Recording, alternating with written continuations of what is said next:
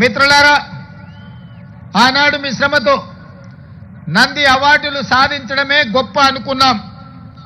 కానీ మీ శ్రమ వల్ల హైదరాబాద్ నగరంలో విస్తరించిన తెలుగు సినీ పరిశ్రమ నంది అవార్డులు కాదు, ప్రపంచంలోనే గొప్ప అవార్డైన ఆస్కార్ అవార్డులకి ఈరోజు గుర్తింపు పొందింది. అంటే ఆ శ్రమలో డైరెక్టర్లు, నటులే కాదు, దాని వెనుక నిరంతర శ్రమ ఉన్న ఈ కార్మికుల యొక్క శ్రమ ఉన్నది.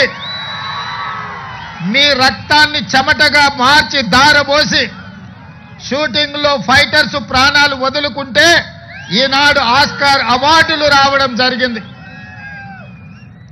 ఈనాడు తెర మీద మీరు కనిపించరు, 2.5 గంటలు తెర మీద కనిపించే రంగుల రాట్నం, దాని వెనకాల ఉన్న మీ కన్నీటి చరిత్ర ఉన్నది. ఆ విజయం వెనకాల కార్మికుల యొక్క శ్రమ ఉన్నది. ఈనాడు మహిళా కార్మికులు కూడా తమ జీవితాన్ని, సర్వాన్ని త్యాగం చేసి ఈనాడు సినీ పరిశ్రమను నిలబెట్టడానికి ప్రయత్నాలు చేస్తున్నారు. అందుకే మిత్రులారా, మీ కష్టాన్ని తెలుసుకోవాలి, మీకు ఈ ప్రభుత్వం అండగా నిలబడాలి, మిమ్మల్ని వీలైనంత మేరకు ఆదుకోవాలి. తద్వారా తెలుగు పరిశ్రమ ఈనాడు టాలీవుడ్గా కాదు, హాలీవుడ్ నుంచి కూడా ఇక్కడికి వచ్చి షూటింగ్లు జరగాలి. ఈ హైదరాబాద్ నగరం ప్రపంచ సినీ పరిశ్రమకు ఒక వేదిక కావాలన్నదే నా ఆలోచన. అందుకే ఆనాడు నేను చెప్పిన, మీరు వచ్చినప్పుడు సినీ పరిశ్రమను చిన్న చూపు చూసే సమస్యనే లేదు.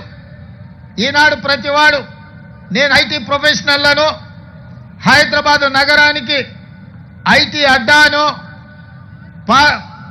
ఫార్మాస్యూటికల్ ఇండస్ట్రీ అను ఏ విధంగా అయితే చర్చ జరుగుతుందో, ఫిల్మ్ ఇండస్ట్రీ కూడా ఈ తెలంగాణ రాష్ట్రంలో ఐటీ పరిశ్రమ ఎట్లనో, ఫార్మా ఇండస్ట్రీ ఎట్లనో, మా రాష్ట్ర ప్రభుత్వానికి ఫిల్మ్ ఇండస్ట్రీ కూడా అంతే ప్రాధాన్యత, అంతే